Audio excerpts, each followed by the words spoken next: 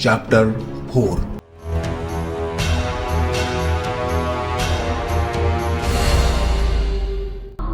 दोस्तों, हमने तीसरे चैप्टर में देखा कि किस तरह नायक सोमनाथ और रामनाथ छुट्टी पर गांव में आते हैं और जब वे वापस सावली के गांव में जाते हैं तो मुखिया को मारकर उसे पेड़ से लटकाया हुआ तो उसका झोपड़ा जला हुआ देखते हैं। जब उन्हें पता चलता है कि गांव के सवर्ण सावली को ढूंढने जंगल की ओर गए हैं तो वो दोनों जंगल की तरफ भागते हैं। तो चलिए आगे बढ़ते हैं। गंगाधर और लक्ष्मण के साथ गांव के 10 सवर्ण जंगल में आकर हर जगह सावली को ढूंढने लगते हैं।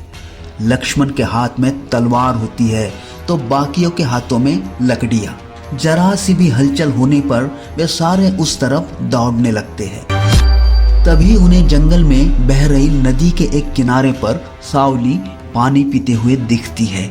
लक्ष्मण सभी को सावधान करता है और इशारे से उस ओर चलने को कहता है। भूखी प्यासी पसीने से नहाई हुई सावली जब उन्हें अपनी ओर आते हुए देखती है तो पानी पीना छोड़कर वह वहां से भी भागने लगती है। सवर्ण भी अपना मोर्चा उस अभागी की ओर मोड़ देते हैं। तभी भागते भागते अचानक कुछ दूरी पर सावली आंखों से ओझल हो जाती है तो सवर्ण उसे इधर उधर ढूंढने लगते हैं।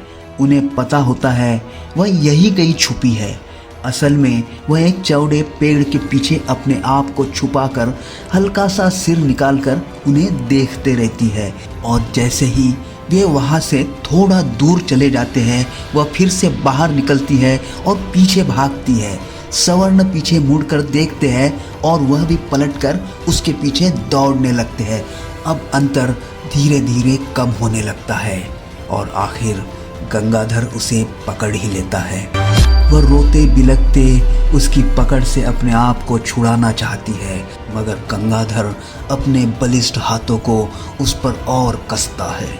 बज़ात, हमारे कुएं को भ्रष्ट किया, अब भाग रही है। चला, अब हम तुझे भ्रष्ट करते हैं। सारे सवर्ण राक्षसों के जैसे हंसने लगते हैं। फिर उसे घेर कर जैसे ही उसके शरीर को जंगली कुत्तों के जैसे नोचना चाहते हैं तभी सोमनाथ और रामनाथ वहां आ जाते हैं। सोमनाथ दूर से ही चीखता है, छोड़ दो उसे। आवाज सुनकर सारे रुक जाते हैं और पीछे मुड़कर देखने लगते हैं। उसी का फायदा उठाकर सावली एक झटके से अपने आप को छुड़ाकर दौड़कर सोमनाथ के पीछे आकर रोने लगती है तो लक्ष्मण सामने आकर चित्कारता है, ए, हमारे बीच में आने का नहीं।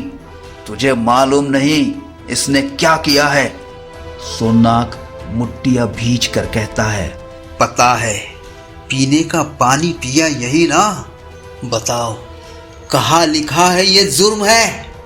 गंगाधर चीखते हुए सामने आता है, हमारे ग्रंथों में लिखा है, ये लड़की अछूत है, इसने हमारे कुएं को अपवित्र किया है। सोमनाथ और रामनाथ दोनों आगे आते हैं। इसके छूने से इस जमीन से निकला पानी अपवित्र हो जाता है और तुम अब इसको छूकर खुद को पवित्र कर रहे हो। वाह! तुम निकलो यहाँ से। तुम्हें शायद ये नहीं पता हम पेशवा के खास आदमी है। आदमी नहीं, गंदे पानी के कीड़े हो। ये सुनते ही सभी गुस्से से लाल हो जाते हैं और सामने आकर सोमनाथ और रामनाथ पर वार करने लगते हैं मगर दोनों उनके हर वार को रोकते हैं और अपनी बलिष्ठ भुजाओं से सभी को पीटने लगते हैं। कुछ चोटें उन दोनों को भी आती है मगर वे डटकर मुकाबला करते हैं। सवर्ण सिर्फ बातों के धनी होते हैं मगर जब सामने वाला मरने मारने पर आ जाए तो भागने लगते हैं। लेकिन सोमनाथ गंगाधर और लक्ष्मण को खींचकर गिरा देता है और लक्ष्मण के हाथ से तलवार छीन लेता है। क्यों? अब क्यों भाग रहे हो? इसे भ्रष्ट नहीं करना है? सोमनाथ सावली को खींचकर उसके हाथ में तलवार पकड़ाता है। काट दे इन्हें। यही लोग शिवाजी महाराज के स्वराज्य के पहले दुश्मन हैं। लक्ष्मण और गंगाधर सावली को गुस्से से देखते हैं। लक्ष्मण धमकी भरे लहजे में कहता है, देखो, अगर हमें हाथ भी लगाया तो तुझे जिंदा नहीं छोड़ेंगे। सोमनाथ लक्ष्मण की गर्दन को पकड़ लेता है। अब कौन सा हाथ लगाना बाकी रह गया है? हाथ तो लग गया है, अब जिंदा ये नहीं छोड़ेगी। सावली रोते हुए दोनों के सामने आती है। दोनों कांपते हुए हाथ जोड़ देते हैं।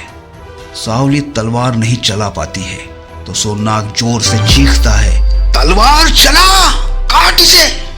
सावली चीख सुनकर डर के मारे एक ही झटके से सामने तलवार घुमाती है तो दोनों की चीखें सारे जंगल में गूंजने लगती है। दोनों के सर धड़ से अलग होकर दूर जाकर गिरते हैं। सावली तलवार फेंक कर रोने लगती है तो सोमनाथ सावली की आंखों में देखकर उसका ढाढ़स बंधाता है। उसी शाम सोमनाथ और रामनाथ गांव में आते हैं। उनके पीछे सावली होती है जो मुंह को हल्का सा ढककर तिरछी नजरों से इधर उधर देखते हुए चलते रहती है। गांव में किसी नई लड़की को देखकर लोग उसे रुककर गौर से देखते हैं। बुजुर्ग जो नाग मंदिर के सामने बैठा होता है वह भी हाथ को माथे पर रखकर लड़की को पहचानने की कोशिश करता है और आखिर पूछ ही लेता है, अरे कौन है यह फौजी, किसे साथ लाए हो? रामनाथ सोमनाथ के कंधे पर हाथ रखकर उसे इशारे से निकल जाने को कहता है और खुद उस बुजुर्ग की ओर बढ़ता है। मैं बताता हूँ चाचा। रामनाथ बुजुर्ग की तरफ निकलता है तो सोमनाथ सावली को लेकर अपने घर की ओर। सोमनाथ के पीछे पीछे सावली भी उसके घर के सामने आती है। सामने ही सोमनाथ की माँ खड़ी होती है। लड़के के पीछे जवान लड़की को देखते ही वह सोच में पड़ जाती है। आखिर ला ही लिया बहू को, पूना से लाया ना? माँ, पूना का इतना नजदीक है। फिर कौन है ये लड़की? ये तो मुझे भी दिखता है। भगा कर लाया? नहीं। फिर शादी करके लाया? नहीं। ये भी नहीं, वो भी नहीं, मगर लाया तो है ना? हाँ। अब लाया है ना तो पहले इससे शादी कर, तभी इसे घर के अंदर लूंगी। माँ, सिर्फ 5 दिन की छुट्टी रह गई है। 2-4 दिन ज्यादा रहेगा तो अंग्रेजों पर कोई पहाड़ नहीं टूट पड़ेगा। सोमनाथ मुस्कुराते हुए घर के अंदर चला जाता है तो राधाबाई सावली के पास आती है और उसका चेहरा हाथों में लेती है और उसे निहारने लगती है तो सावली लजाकर अपना सिर नीचे कर लेती है। माँ के आग्रह पर तीसरे ही दिन सोमनाथ और सावली के शादी की रस्म गांव के मंदिर में आयोजित की जाती है। पूरा गांव शादी में सम्मिलित होता है। सोमनाथ और सावली दुल्हा दुल्हन बनकर मंदिर में आते हैं। कुछ लोग उन पर फूलों और पत्तों की वर्षा करते हैं तो दूसरी ओर रामनाथ, गदरू और गांव के दूसरे बच्चे लोक संगीत के ताल पर बेतहाशा नाचने लगते हैं और इसी बीच शादी की रस्म पूरी हो जाती है। शादी की भागा दौड़ी से थककर गांव के लोग उस रात अपने अपने घरों में जल्द ही सो जाते हैं। नींद तो बस 4 आंखों में नहीं होती है। सोमनाथ और सावली दोनों बंद कमरे में एक दूसरे से दूर खड़े होते हैं। सोमनाथ बीच बीच में सावली की तरफ देखता है मगर हर बार वह नीचे देखते रहती है। आखिर सोमनाथ उसके पास आता है, फिर हल्के से उसे पुकारता है, सावली। तभी अचानक सावली नीचे बैठती है और उसके पैर पकड़ लेती है। मुझ पर बहुत मेहरबानी की साहब आपने। सोमनाथ उसे खड़ा करता है। मैंने नहीं, मेहरबानी तो तूने की है। माँ को बहुत दिनों से बहू चाहिए थी, उसे वो मिली और मुझे तू मिली। सावली अपनी आंखों से आंसू नहीं रोक पाती है। मेरे पिताजी ने मेरे लिए बहुत दुख झेले, कभी माँ की कमी महसूस नहीं होने दी, मगर आज का दिन देखने वो जिंदा नहीं रहे, उन्हें ही मार डाला जालिमों ने। सोननाग उसे गले लगाकर उसका धाड़स बंधाता है। रोने से कुछ नहीं हासिल होगा सावली। शिवाजी महाराज ने बनाए इस स्वराज्य को पेशवाओं ने जुल्मी राज में बदल दिया है, और इस जुल्मी राज को बदलने के लिए हमें पेशवाई को मिटाना होगा। बस हमें एक मौका मिल जाए। सावली आंखें उठाकर सोननाग को देखती है। सोननाग का चेहरा अंगार सा दहकने लगता है। उधर ईस्ट इंडिया कंपनी के सीनियर अफसर लेफ्टिनेंट कर्नल फिल्समैन को शिरूर कैंप के प्रमुख के तौर पर कमान अधिकारी की जिम्मेदारी दी जाती है। वह पूना के पास येरवड़ा कैंप से 200 अछूत सैनिकों का जत्था लेकर शिरूर कैंप के लिए निकलता है। सबके सामने वह खुद घोड़े पर बैठा होता है तो उसके पीछे दूसरा घुड़सवार ईस्ट इंडिया कंपनी का झंडा थामे होता है तथा उसके पीछे 50 घुड़सवारों के साथ 150 पैदल सैनिक चल रहे होते हैं। लाल और सफेद कपड़ों के मिश्रण से बनाई गई अंग्रेज फौजियों की वर्दी में अछूत जातियों के सैनिकों के अनुशासन में कमाल की एकता और उनके चेहरे पर दृढ़ निश्चय होता है। लगभग 8 घंटों के लंबे मार्च के बाद लेफ्टिनेंट कर्नल फिल्समैन का घोड़ा ईस्ट इंडिया कंपनी के शिरूर कैंप के गेट के सामने आता है तो तुरंत 2 सेवादार दौड़कर घोड़े के अगल बगल आकर खड़े होते हैं। एक घोड़े की नकेल पकड़ता है तो दूसरा फिल्समैन के घोड़े से उतरते ही उसे रास्ता दिखाता है। फिल्समैन के स्वागत के लिए कैप्टन फ्रांसिस टॉटन और लेफ्टिनेंट थॉमस पैटिसन गेट पर खड़े होते हैं। स्टॉटन उसे सैल्यूट करता है।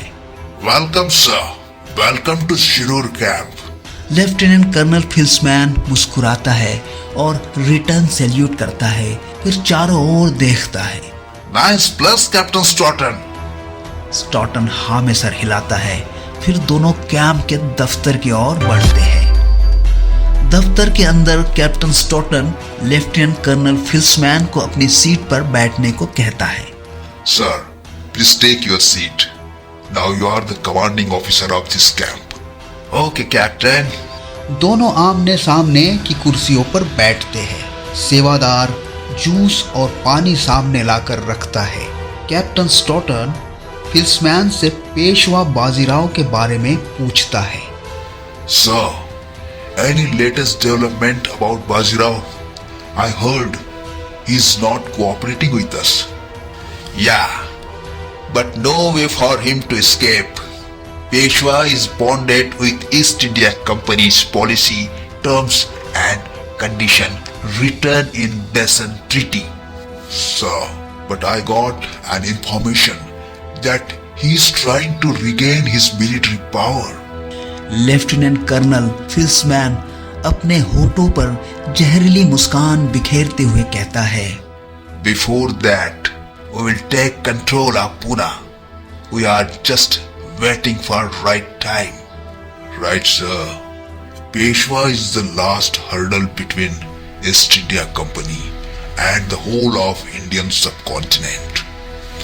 इस तरह एक तरफ अंग्रेज अधिकारी पूना को पेशवा के हाथों से छीनकर पूरे भारत पर अपना परचम लहराना चाहते हैं तो दूसरी तरफ पेशवा बाजीराव विश्राम बाग वाड़े में अपनी रातें गुलजार करने में लगा हुआ रहता है।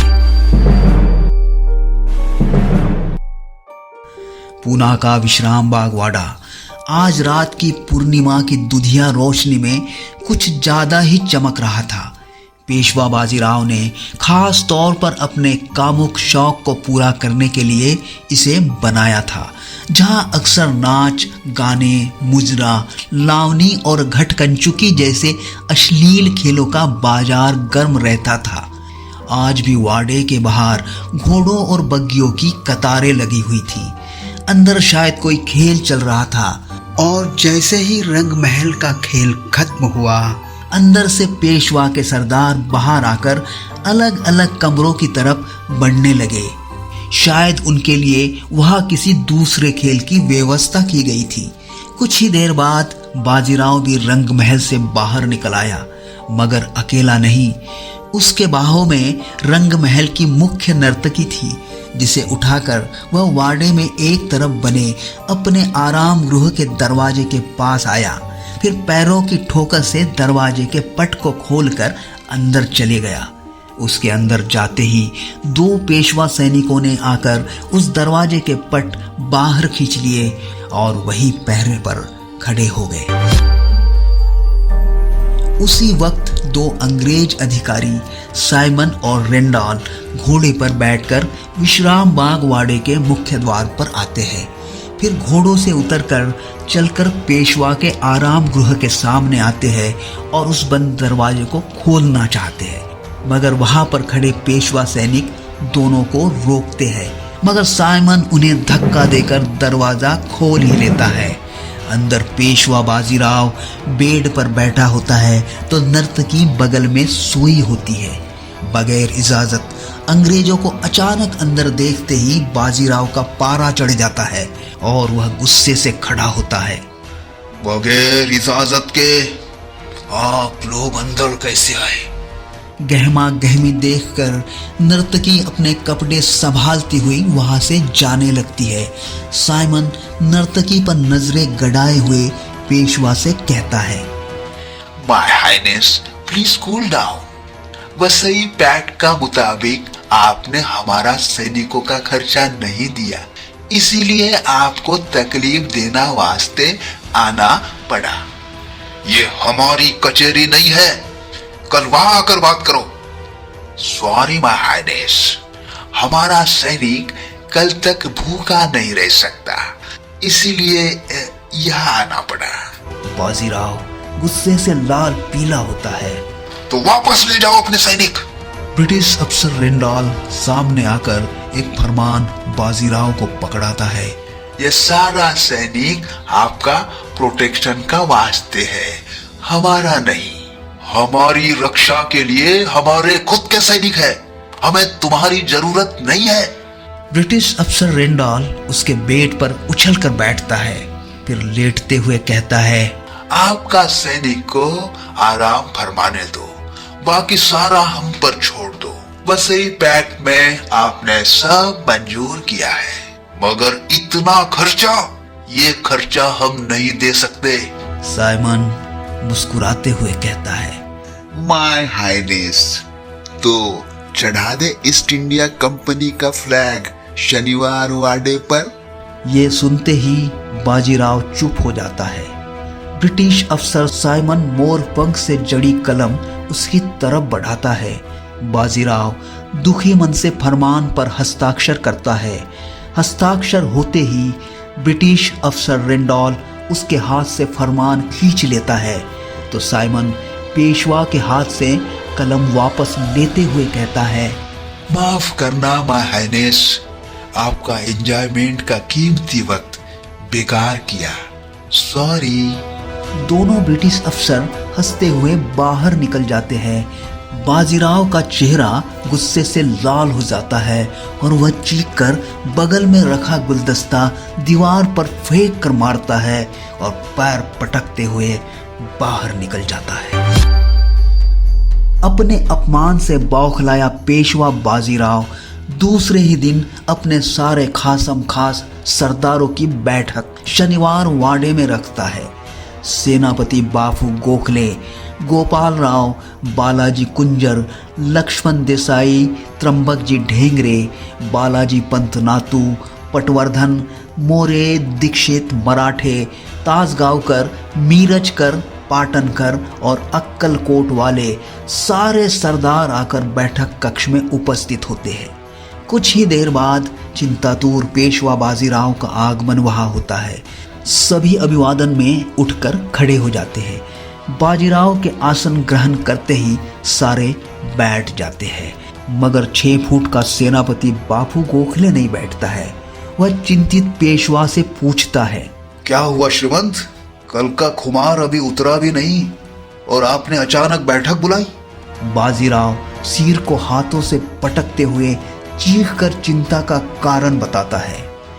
अपनी अनर्गल मांगों से तंग कर दिया इन अंग्रेजों ने।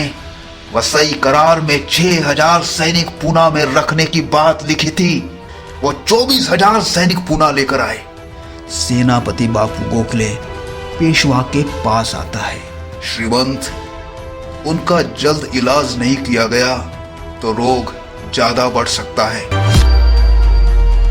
मगर अंग्रेजों के पास यहाँ इतने सैनिक कहां से आए? सरदार बालाजी नातू बीच में ही चुटकी लेता है। कहां से आएंगे श्रीमंत?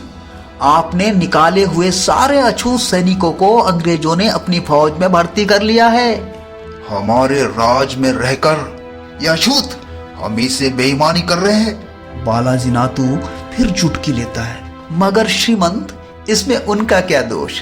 अपना पेट भरने के लिए वो उनकी फौज में चले गए होंगे, जैसे अपनी पेशवाई बचाने के लिए आपने अंग्रेजों से वसई का समझौता किया है।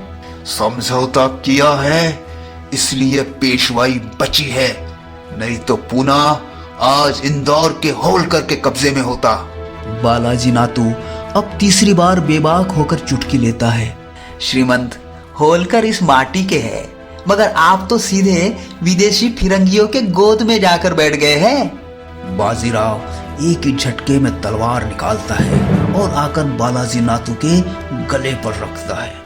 मुंह संभाल के बोल बालाजी पंत नातू, नहीं तो यहीं पर जबान काट डालूंगा। सेनापति गोखले दौड़कर किसी तरह पेशवा को काबू में करता है।